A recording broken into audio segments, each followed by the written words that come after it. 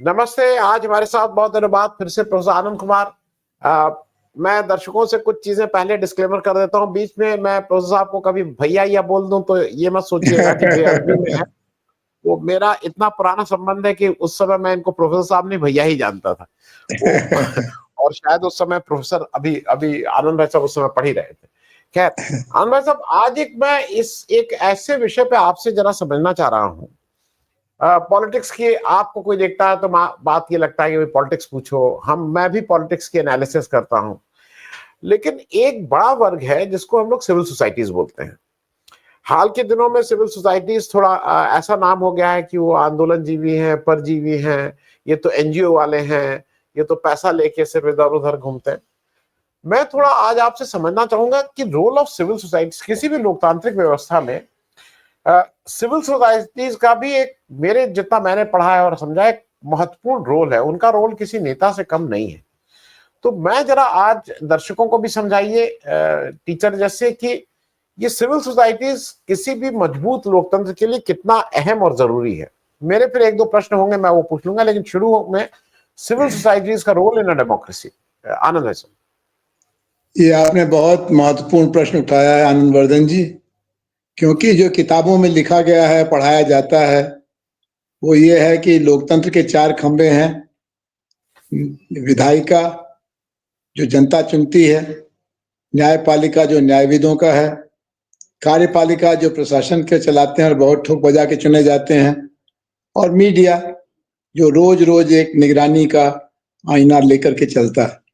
लेकिन असल में भारत में जो अभी का अनुभव है 75 साल का, और दुनिया के और भी देशों का है, पाकिस्तान का है, नेपाल का है, कीनिया का है, अमेरिका का है, कि तीन चार खंबे तो दिखाई पड़ते हैं, बताए जाते हैं, लेकिन तीन खंबे और भी हैं जिनका उतना ही महत्वपूर्ण स्थान है।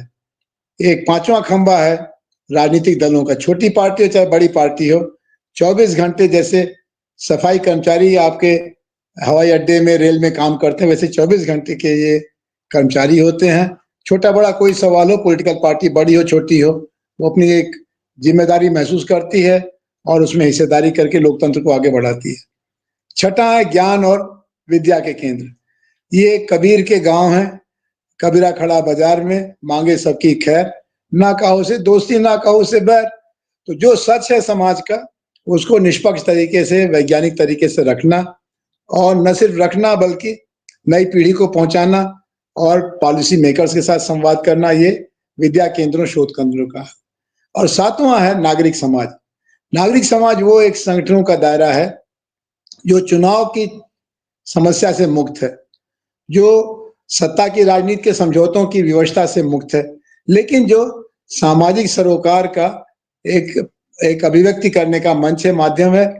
आपने देखा कि बड़ी सफाई, गंगा गंदी हो रही है, गंगा के पास कोई वोट नहीं है, जमुना के पास कोई वोट नहीं, लेकिन आपने उसको लेकर के मुद्दा बनाया और उसको राज्य के एजेंडे पर शामिल करने का बाध्य किया।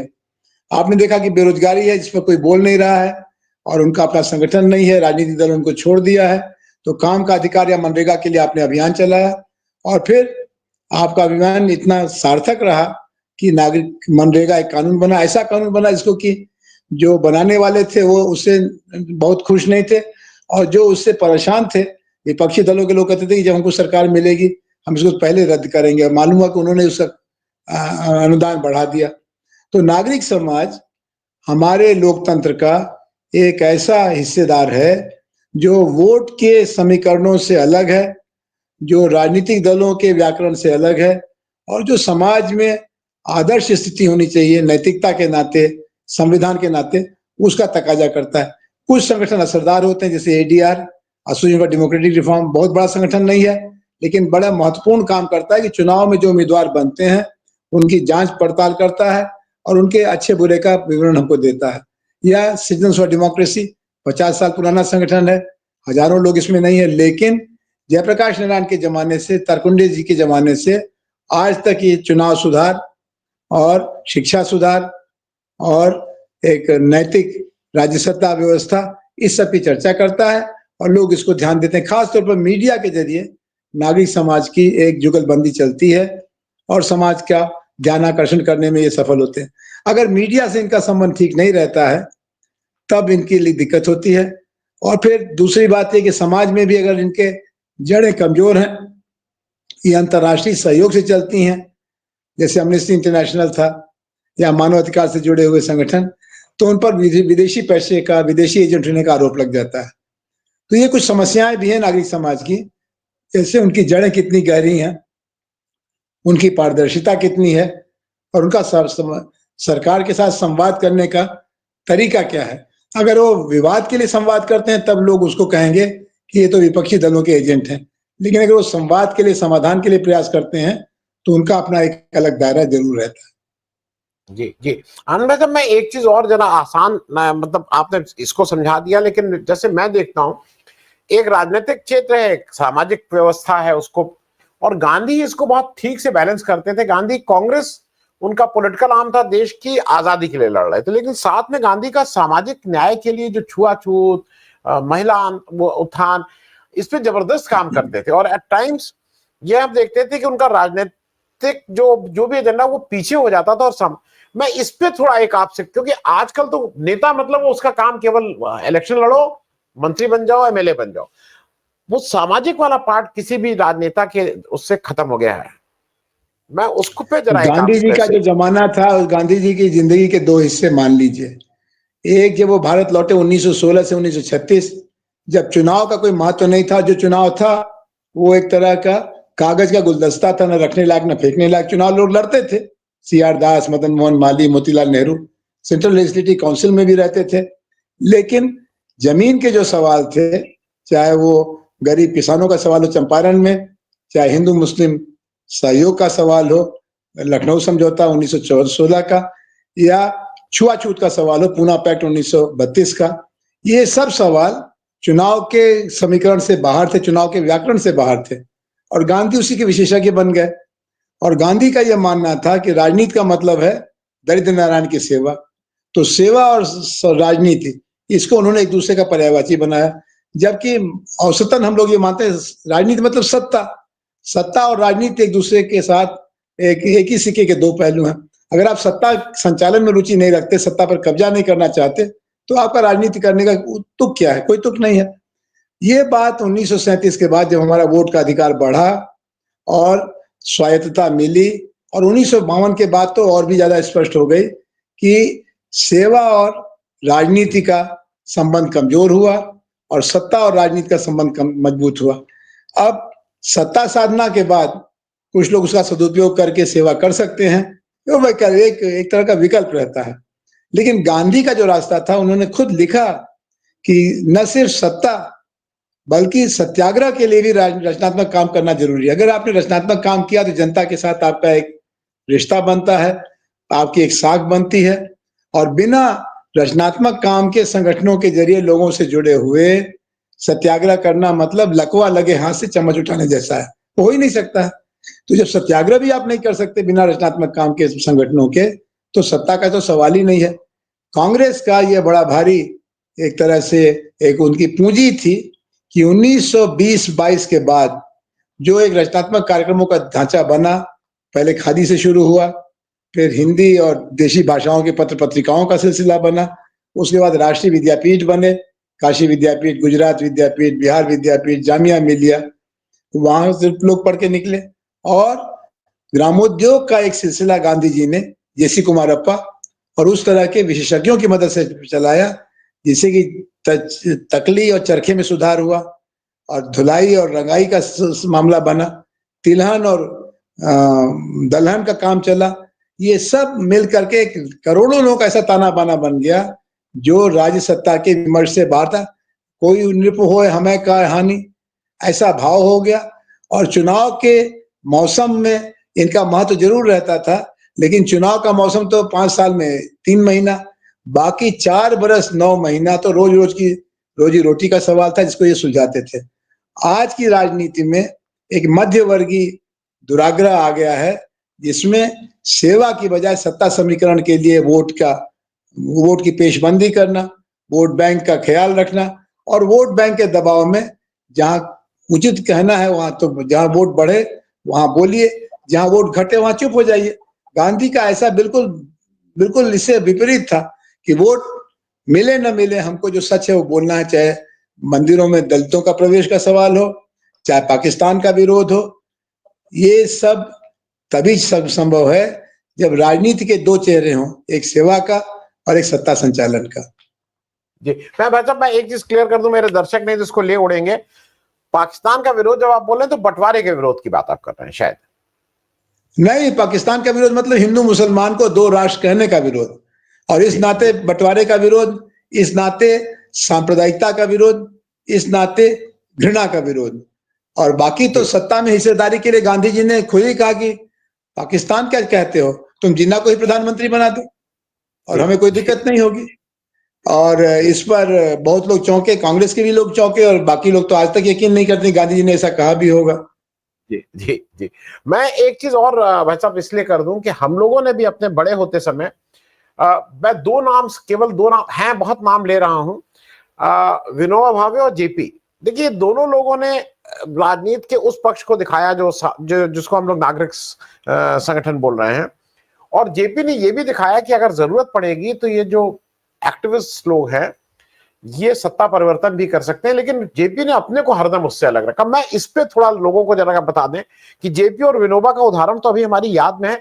वो अच्छे लोग आए, बुरे लोग आए, मैं उस पे नहीं जा रहा हूं, किसको सत्ता मिली किसको नहीं मिली, वो रख पाए कि नहीं रख पाए, लेकिन जेपी ने शायद अपना काम कर दिया था। प्रोफेसर साहब, निश्चित तौर पर देखिए, राजनीति का एक सीधा रास्ता सत्ता आरोहण से जुड़ा रहता था, और इसके लिए उस समय के राय बहादुर, खान बहादुर, तमाम तरह के लोग ब्रिटिश राज के साथ सहयोग करके सत्ता का इस्तेमाल करते थे।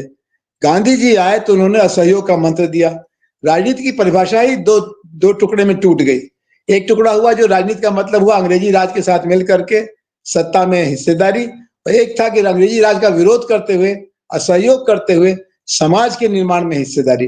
तो समाज निर्माण और सत्ता संचालन, इन दोनों का जो अंतर विरोध था वो साफ हो गया। और उसके बाद फिर साक्षरता, स्त्रियों को पर्दे से बाहर निकालना, मंदिरों में दलितों का प्रवेश, हिंदू मुस्लिम सहभोज, यानी हजार काम ऐसे निकल आए जिसमें कि अनपढ़ और बेसहारा लोगों को भी एक गौरव का, योगदान का अवसर मिला। और फिर सत्याग्रह तो सबसे बड़ी कसौटी हो गई कि आपका कुछ भी नहीं है, आप 5 बीघा जमीन के भी मालिक नहीं है, लेकिन आपने अगर सत्याग्रह में हिस्सा लिया तो गांव के गांधी बाबा हो गए। ये तो गांधी जी का पार्टी का हुआ, और उनका फिर एक सम्मान होता था, वो पंचायत में बैठते थे, वो विवाद का समाधान करते थे। नैतिकता की स्थापना के लिए सिविल सोसाइटी या नागरिक संगठनों का बड़ा महत्व था। और इसीलिए जब विनोबा भावे ने 4.5 लाख एकड़ जमीन गांव गांव घूम करके 11-12 बरस तक लगातार पैदल चल के इकट्ठा कर लिया, तो सब दुनिया के लोग चमत्कृत हो गए कि जहां जमीन के लिए भाई भाई में झगड़ा होता था, वहां विनोबा ने 4.5 लाख एकड़ जमीन इकट्ठा की और बांटा। और विनोबा के इस अद्भुत प्रयोग से आकर्षित होकर वर्ग संघर्ष के सिद्धांत का प्रवचन करने वाले जयप्रकाश नारायण इस सर्वोदय के आंदोलन से जुड़े। उनके साथ सैकड़ों समाजवादी भी जुड़े, और बाद में जब वो एक व्यवस्था का अंग बनने का एक तरह से सच सामने आया, तो बिना किसी तरह की मुरव्वत के वो आमने सामने की टकराहट के लिए भी खड़े हो गए, जिससे संपूर्ण क्रांति आंदोलन निकला। फिर इमरजेंसी लगी, और फिर तो कांग्रेस की सरकार गई, जनता पार्टी बनी, वगैरह वगैरह। तो जो आपने उदाहरण दिया विनोबा और जयप्रकाश का, वो गांधी का ये जो एक प्रयास था, जो योगदान था, सत्याग्रही नवनिर्माण, पहले रचनात्मक काम के जरिए समाज को जगाओ, उनको संगठित करो, और अगर नई बात बनती है तो असहयोग करो, अगर नई बात बनती है तो कानून तोड़ो, और आत्म पीड़ा के जरिए समाज को एक तरह से दिशा दिखाओ। तो आज का जो समय है, इसमें आप देखें 4-5 मुद्दे ऐसे हैं जो चुनाव के मुद्दे नहीं बन पाते हैं। जैसे महिलाओं का, महिला के साथ मर्यादा का व्यवहार करना, महिला को हिंसा मुक्त जीवन का अवसर देना, इस पर कोई पार्टी खुल के नहीं बोलती। आरक्षण के पक्ष में जरूर बोलते हैं क्योंकि उस महिला का वोट मिलेगा, लेकिन घर घर का जो एक दुखद सच है, हिंसा, स्त्री हिंसा, और वो घर से लेकर के अस्पताल और न्यायालय से लेकर के विद्यालय, चिकित्सालय तक हर जगह औरत का एक ही डर रहता है कि ये मर्दों की दुनिया है, इसमें हमने पैर रखा है, हमारे साथ पता नहीं कब कौन क्या कर देगा। इसी तरह से दूसरा सवाल है हिंदू मुस्लिम रिश्ते का। इसमें आप या तो हिंदू की तरफ झुके दिखते हैं या मुसलमान की तरफ झुके दिखते हैं। लेकिन आप समाज को बनाने के लिए हिंदू और मुसलमान दोनों को कबीर के अंदाज में या गांधी के अंदाज में कुछ उनके सुधार के लिए कहिए, ये बड़ा मुश्किल है। और इसीलिए आज लोग चुप रहते हैं और या तो हिंदू सांप्रदायिकता के साथ खड़े दिखते हैं या मुस्लिम सांप्रदायिकता के साथ खड़े दिखते हैं, क्योंकि ये दोनों ही बंद गलियां हैं, इसमें से बाहर रास्ता नहीं निकलता है। इसे तीसरा सवाल है पर्यावरण का। नदी के पास वोट नहीं है, जंगल के पास एक भी वोट नहीं है, हवा के पास कुछ भी नहीं है, और ये तीनों इस समय निशाने पर हैं, उद्योगवाद के, भोगवाद के और ठेकेदारी व्यवस्था के, वैश्वीकरण के। और इसमें जो लोग लगे हुए हैं, चंडी प्रसाद भट्ट और सुंदरलाल बहुगुणा से लेकर के अरुणा राय और वंदना शिवा तक, ये सब लोग अगर चुनाव लड़ने जाएंगे तो इनको 10,000 वोट भी नहीं मिलेगा। लेकिन जब ये खड़ी होकर बोलती है तो सारा देश इनकी बात को ध्यान से सुनता है। मेधा पाटकर चुनाव लड़ी थी मुंबई से और उनकी जमानत जब्त हो गई थी, लेकिन मेधा पाटकर का उससे कद घटा नहीं। सोनी सोरी चुनाव लड़ी थी, चुनाव नहीं जीती, लेकिन आज भी सोनी सोरी हिंदुस्तान की आदिवासी महिलाओं की, आदिवासियों की प्रवक्ता है। तो इसका अपना एक अलग व्याकरण है, अलग संसार है, अलग विज्ञान है। जी, भाई साहब मैं खत्म कर रहा हूं, लेकिन चूंकि बात आ गई चुनाव की, जब हमारा देश का कॉन्स्टिट्यूशन बन रहा था, संविधान बन रहा था, इसकी व्यवस्था थी, वो एक राज्यसभा और एक लोकसभा था, अपर हाउस बोला जाता था, और ये मान के चला जाता था कि देश के ऐसे गुणीजन जो इलेक्टोरल पॉलिटिक्स के लिए नहीं है, लेकिन देश के लिए जिनकी राय बात अहम है, उस तरह की व्यवस्था तो हो गई थी हमारे संविधान में। लेकिन अभी क्या हो गया, अब हम रंजन गोगोई साहब को उसमें ले आते हैं क्योंकि उन्होंने एक वो दिया। मैं उस व्यवस्था, देखिए अब संविधान वाले आपको कोई दिखा देंगे भाई ऐसे ऐसे इस राह पे चलो, अब आप उस राह पे ही नहीं चलेंगे तो क्या करेगा संविधान निर्माता। मैं एक छोटी टिप्पणी इस पे भी।